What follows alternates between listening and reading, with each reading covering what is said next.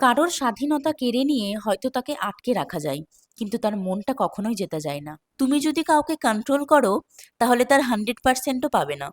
কিন্তু তাকে যদি বিশ্বাস আর ফ্রিডম দাও, সে নিজের সামর্থ্যের চেয়েও বেশি দিয়ে সম্পর্কটাকে ধরে রাখতে চাইবে। হাই, আমি অনিতা। আমার নতুন পেজের নতুন ভিডিওটি তোমাদের জন্য। ধরুন আপনাদের হাতে এক মুঠো বালি আছে।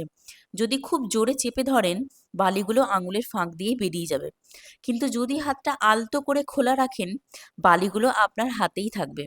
সম্পর্ক ঠিক এমনই। এটাই হলো ফ্রিডম আর কন্ট্রোল।